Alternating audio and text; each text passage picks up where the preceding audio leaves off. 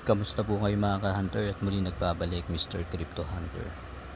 So ngayon nga gagawin natin yung pagta-transfer ng Worldcoin na nakuha natin dito sa World App.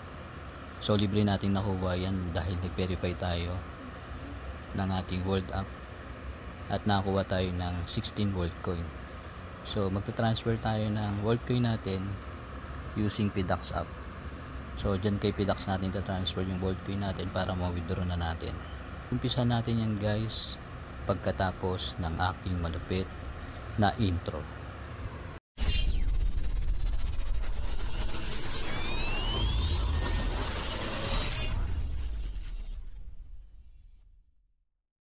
So ang unang gagawin natin guys ay i-click muna natin itong si PDAX.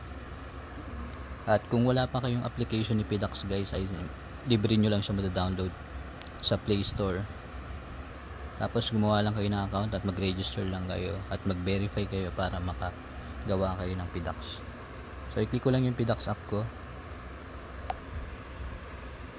So dito sa PDAX app, makikita nyo yung aking profile.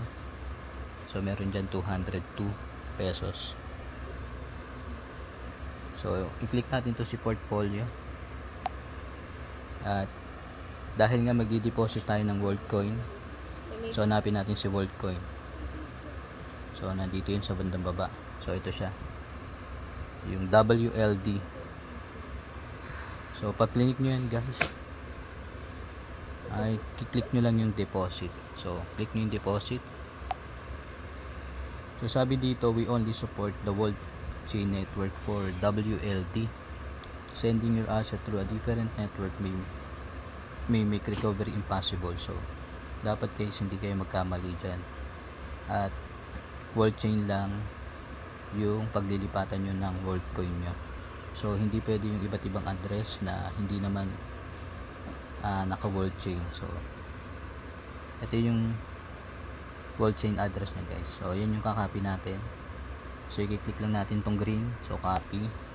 So make sure nyo guys tama yan guys. So lahat yung number nya. So yung dulo, umpisa hanggang dulo.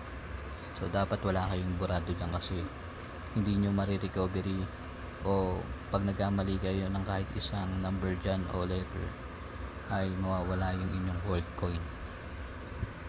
So i-click nyo lang yung copy, then punta tayo dito sa World App natin guys. So click na natin yung World App. So dito sa World App ko guys, nakita nyo yung price ni World Chain, ni Worldcoin, 81 pesos.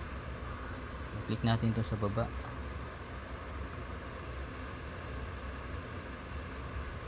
So dito may Worldcoin ako na 16 Worldcoin. So estimate total niya guys is 1,296. Click lang natin tong more at withdraw. So click natin withdraw.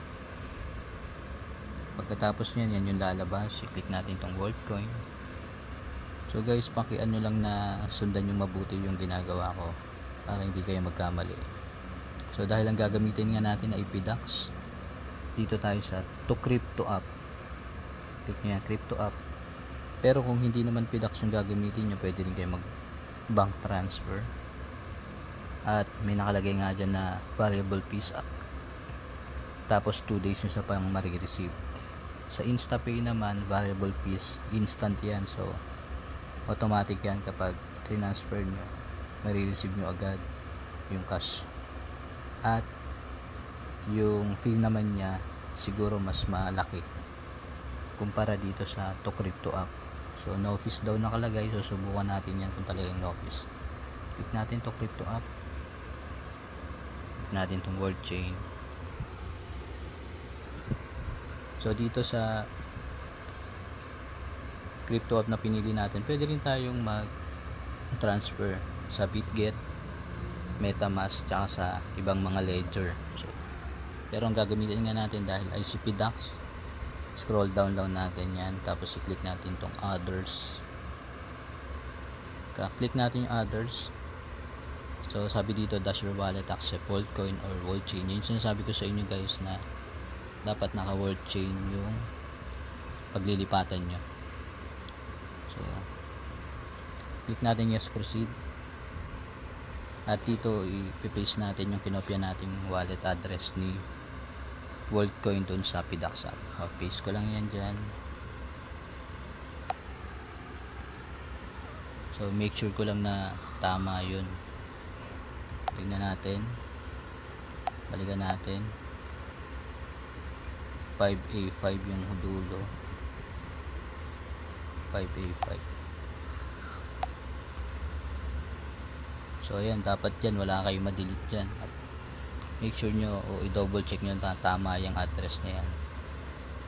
At pag okay na, click nyo lang tong continue. At kung magkano yung ita-transfer nyo, so click lang max. Hindi na ako magtitira, i-click ko na yung max. So total estimated nyan guys ito. So 16 Worldcoin yung ita-transfer natin kay PDAX. So after nyan, click mo lang tong continue. At click natin tong confirm withdrawal.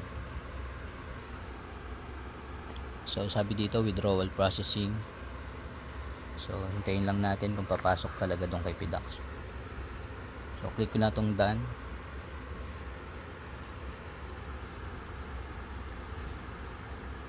So nag zero na siya. So wala na yung Worldcoin natin dito, zero na yung Worldcoin. So palit tayo kay PDAX. Punta natin si PDAX. Natin ito si PDAX.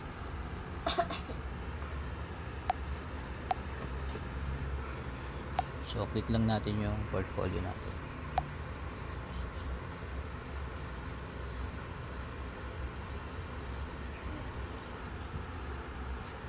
So yun guys, nakita natin na pumasok na rito. Yung naging balance natin dito kay PDAX is 1,454. So i-check natin yung Worldcoin natin dito. So click natin tong Worldcoin. So nandito na yung asset natin. So yun guys, legit na pumasok na yung Worldcoin natin dito sa PDAX app. So napakabilis lang, wala pang isang minuto na receive na natin yan. So dito naman guys, pwede tayong mag-trade dito. Pwede natin i-trade, pwede natin i-sell yung ating World token. At pag sinell natin, pwede na natin i-transfer through GCash o sa ating bank account. So pwede na natin yung i-cash out dito. So dito marami tayong pwedeng pag-cash outan na banks or e-wallets. Yan, tulad ng Union Bank, GCash, BP, IBD o GoTime. At iba pang mga bank wallets or e-wallets. So kung nagustuhan nyo itong video ko, ay huwag nyo kalimutan subscribe ang aking YouTube channel at ang aking Facebook channel. At malaking tulong to para sa akin mga ka-hunter. So hanggang dyan, muli maraming salamat sa panonood. At kung gusto nyo rin na magkaroon ng Worldcoin, ay click nyo lang yung link ko sa baba para direct kayo makapag-register. At ulit maraming salamat sa inyo mga ka-hunter. Ingat kayo palagi.